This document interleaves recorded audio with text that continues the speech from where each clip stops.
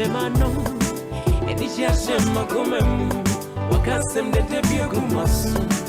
Shed your tiny, or people Marawonina, or him, mammy, teach you Mutankoa, is it in your wall or the Kumi? Shed your tiny, shed your tiny, shed your tiny, shed your tiny, shed your tiny. Oh, you made me so beautiful. Shed your tiny, made my life so meaningful. Shed your tiny. Although it's sweet, it's anymore. And mommy read for me on you now. Made that was a sour jammy wakuma. Dread your would I am me. Never really thought I could feel this way. Man, dungeon and woman, but you surprised me. You love me in a special type of way. That man in your way, you can hear. What can you mean your joy? Shed Your Diamond coming your way from Becca and Bisake Day. Beautiful tune. I have the lady I'm going to interview today. She's dancing to the beat. I'm still keeping her identity a secret. I'll reveal it to you in no time. I want to keep you on your toes. And all over the world, we are all being kept on our toes, awaiting the election results from the states. We only hope for the best. Fingers crossed. Let's pray they vote wisely.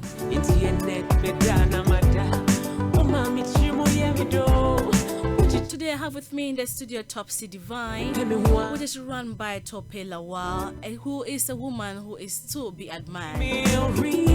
She is the brainchild of Divine Event Inspiration, which sees to the flawless execution of birthday parties, dinner parties, wedding receptions, parties, and other memorable occasions. If you are planning an event this festive season and you want to delegate the hustle of errands and putting together a party, look no further. Topsy Divine is the person to call. Not only does she touch the lives by throwing and bringing into life your beautiful ideas for parties and events, she also runs a foundation which caters to the needs of women and the family units like no other. She's very passionate about matters affecting the community and goes out of her way to find solutions and practical help where possible to these social matters. And today I'll be giving her the platform to tell us more about her passion for executing flawless events and putting her remarkable touch to these special events. We will delve into her foundation as well to find out more about why she is doing what she does and how she is impacting lives on a daily basis. And also we'll talk about the books she has authored. Help me welcome into the studio for the very first time, Tope Lawal. I hope I mentioned the name correctly. Miss Tope Lawal. Yes, you do. I did. Thank you so much for coming all the way to be with us and grace us with your presence. Thank you for having me here. Yeah, it's an absolute honor. And I have said so much about you. I've mentioned how you are a woman to be admired, how you plan events like no other, and your foundation as well, and your books. But I want you to tell the listeners out there who are listening to you this evening more about yourself. But before we get there, I want to send a shout out to my sponsors, Hammond Lloyd Legal. If you have any immigration matters and you want professional help in handling this for you, you have to call Hammond Lloyd Legal. You can reach them on 020-8808-6460, and you can find them at Tottenham in London. Now back to my lady of the evening, Tope Lawal. Tope Lawal, the floor is yours. Hello. Good evening, viewers. It's such a pleasure to be on here with you guys today. Like Marie said, my name is Tope Lawal, popularly known as Topsy Divine. I'm a mother and also a grandmother. And I believe that Marie just mentioned some of what I do. I'm an event manager, a community worker, passionate in relation to humanitarian work, and also I can call myself an author because I have written 2 books. Okay. One I co-authored and one I wrote myself. I think that's just about myself for the time being. As the time goes on, I will reveal more of it. Okay, and I want to find out from you. You said you are a grandmother. Yes, I How am. old is your? She's 5 months. Okay. Shout out to Daniela. Okay. I hope Daniela's listening wherever she is. I believe she is. Yeah. How many children have you got? I've got 2 boys Okay. and a girl. Okay. My first is a girl, she's the one that made me a grandmother. All right. She's in her 20s, Okay. and I have my second one is a boy, All right. and the third one is a boy as well. Oh, okay. But I think the last one is 16 now. Oh, so okay. All right. So they're grown kids. yes, they are. Yeah, that's nice. That's good to know. So tell us about your siblings and close Yeah, friends. I'm the last born of 3 children from my mother's side. All right. Though my father had 5 of us, All right. and my mother had 3, and my stepmom had 2 boys. Okay. And I'm the last born of my mother's, and I'm I could say the baby of the house somehow. Okay. But not really the baby of the house, because I have another one All right. that is the baby of the house. But I think I can call myself daddy's girl. Are your parents here with you or there? My dad is back in Nigeria. All My right. mom died quite a while ago. All right. May she rest So in peace. thank you. And basically, I grew up with my dad. Okay. And not much about my mom, because I didn't really grow up with her. Okay. So I can talk more about my dad. And I think I took some of the ideas of life from my dad. All right. And he was someone that I look up to when I was growing up. Okay. So I think he's part of my inspiration. All right. And I think like you said, may my mom's soul rest in peace. But I will talk about a little bit about her, and in relation to the foundation She that set for you. that I set up. Yeah. Yeah. That's good to know. Yeah. So how many languages do you speak? I'm bad with languages. I only speak 2 languages. Okay. Yoruba and English. And English. Yes, Okay. that's all. That's what you speak. Yeah. Do your children speak Yoruba? They do understand Yoruba, but they mimic it, but not Okay. really. They can't speak it properly, Fluently. but they can really understand every part of the Yoruba. They're more Nigerian than British, Oh, right. even though they haven't been to Nigeria before. Oh, is it? Yeah. Oh, right. So everything they know about the language they learned from you. Yes, they that is did. Yeah. brilliant. Yeah. That is good. Yeah. It's good to have the children have a touch of their roots. You Yeah, know? and Yeah. because they listen to I think African the British children are more accepting the parent African roots now, because Yes. there's more of music that is bringing them back Yes. to their roots. And when you watch Nollywood and other Afro-Caribbean TV channels, Yes. it's kind of make them to appreciate Yes. where they're coming from. And I think they're really appreciating that now. Yeah. And they're coming up with trying to want to know more about. Yeah, they are more accepting of that culture. Exactly, I would say. yeah. Yeah, that is true. Yeah. So where did you grow up? Were you born in Nigeria? No, I was actually born in Nigeria. All right. I grew up in Nigeria, Okay. but I spent half of my life here in UK. Okay. So I could say that my life I grew up more here in UK than back in Nigeria, because Okay. I came when I was between my teenage years and my adult life. All right. So I could say that I'm more British now than Yeah. Nigerian, Yeah. although I'm both. Yeah. I'm an African woman to the core, and Yeah. also a British woman to the core. So I think I You have blend of adopt both both cultures. culture. I Yeah. understand. How often do you go back to your motherland? That's what, like I said, Not that's often what, enough. not really. That's why I said part of me is more of a British, and part of me, because I hardly go home. Okay. Like I said, my children haven't been to Nigeria. I'd love to take them. Yes. There's a reason why I didn't take them for that long.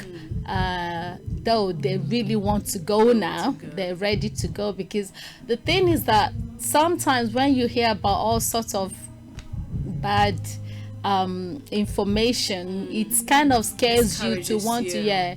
to want to go back home. And Yeah. but I think Nigeria is really doing well now. Yes. So I'm really looking forward to going back and, you know, doing something and, you know, impacting lives, Yes. because part of my foundation is in future going back to Nigeria to support the community over Okay. there as well. Okay, So all I right. think that's yeah. it. So we'll get to that Yeah. in a bit. So yeah, we want to talk about when you moved to the UK. You said you were almost an adult. Yeah.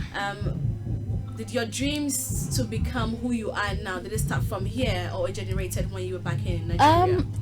I think my dream started when I was in Nigeria. Alright. Like I said, my dad is an inspiration. Yes. He works. I remember growing up. I used to admire my dad dressing up, and because he works in the office. He works with in the insurance company Alright. called Great Nigerian Insurance Company. Okay. And I remember every time he's going to work, he's always suited and looking smart. And so I always said to myself, I love to work in the office, Alright. and I love to do something that will make me to suit up. So Alright. I think one of my dreams was to become an air hostess. All right.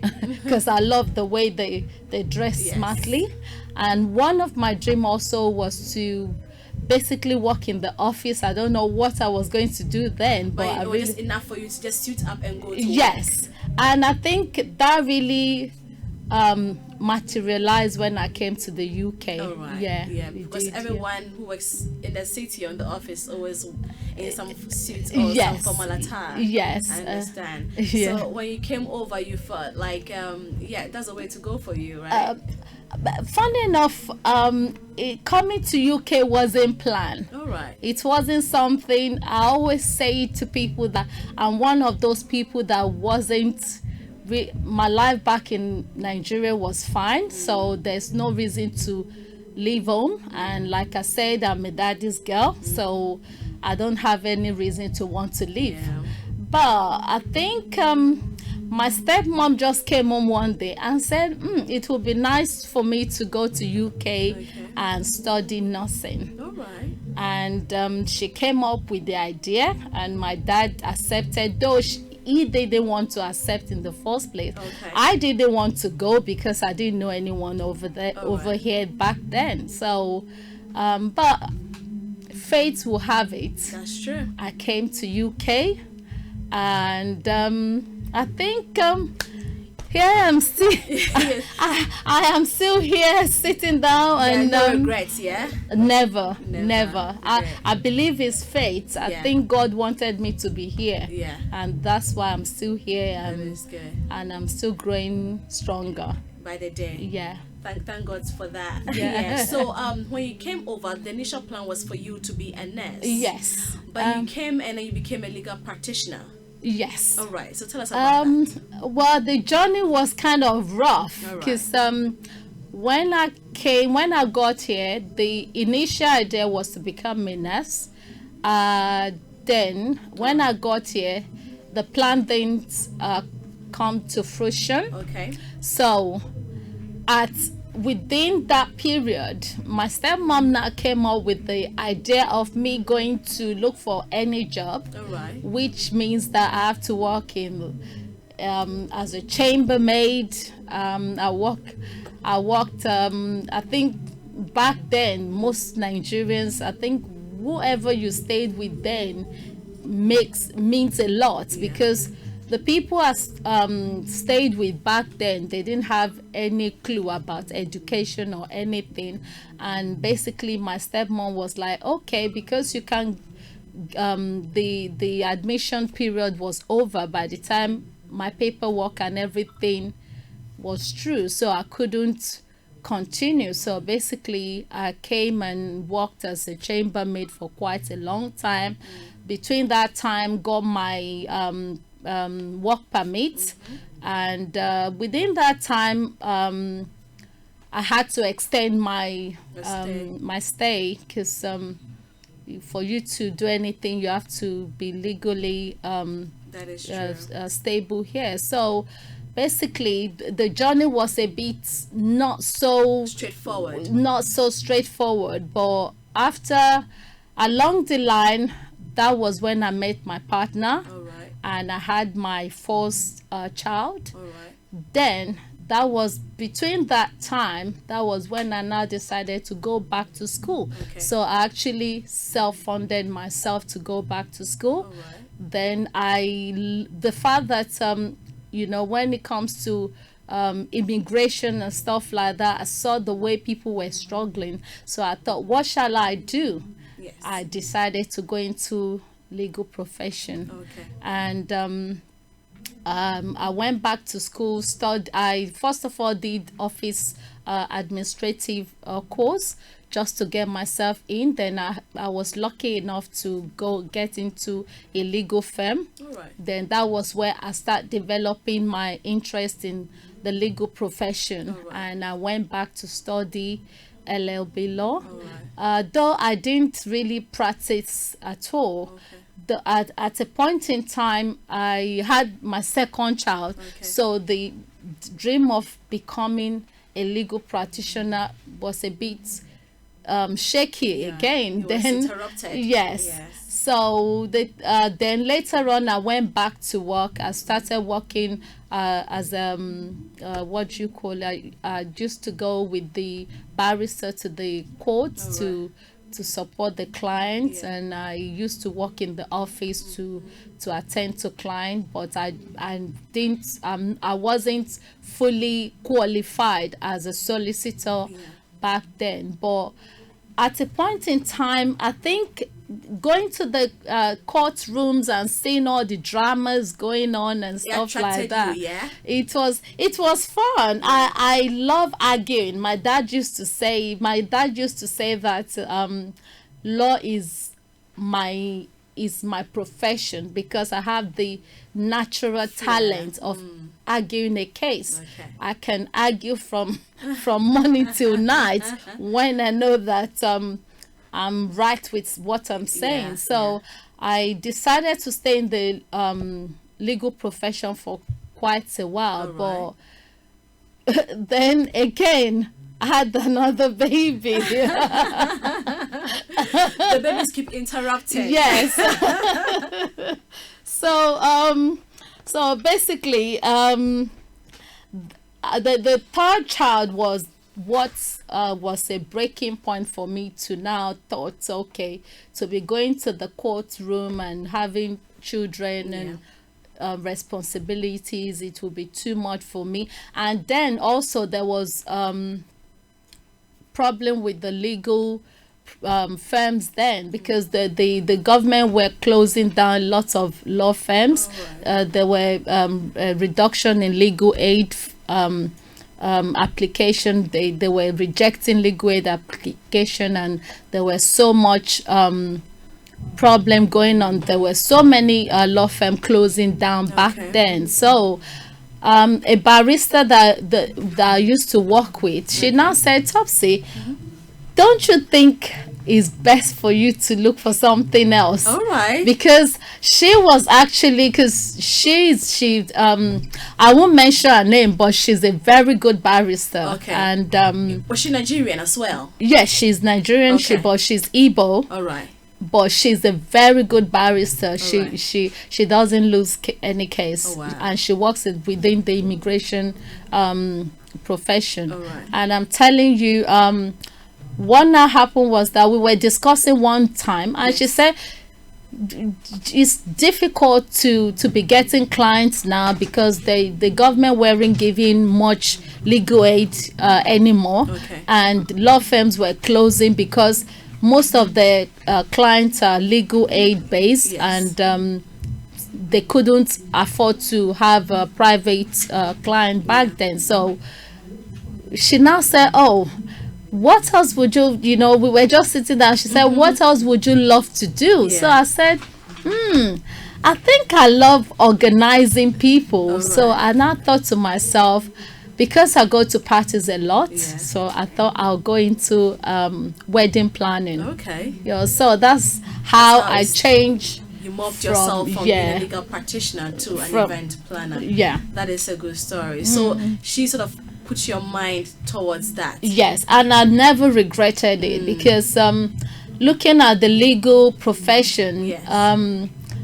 is kind of getting tougher. Okay. Even though it's okay, but for you to get clients, Yes. you have to scout for clients. You have to go out there, Yeah. and some of the clients that we found out these days is that especially the Afro-Caribbean ones, Yes.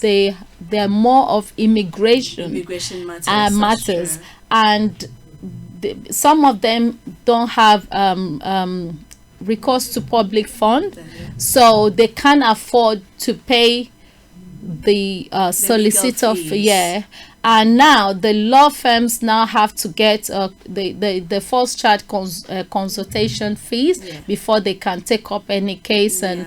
now it's like some of them can't even afford the consultation fee, so it's True. like it's getting so tougher, and the hours that the solicitor spend on each files now, the legal aid doesn't pay for the amount of hours. They pay for they give you a set fee. Okay. So even if you're spending 1 year to finish up a file, it doesn't really concern them. But before, it's how long it takes. Yeah, yeah. So it's now most of the law firms need more private client than Yeah. legal aids. And I think that's although some people are still struggling, but Others are still making it. they're in still the making industry. it. But I think you have to be very proactive. You have to find a way to juggle Yeah. everything. Yeah, So, I understand, and I agree. All right, we have Apostle Owusu-Banahene, who is watching us on our YouTube channel. Okay. If you can tune in on TuneIn, or you can get the app to listen to us on air, you can go to the YouTube channel and you can watch us live. Hi.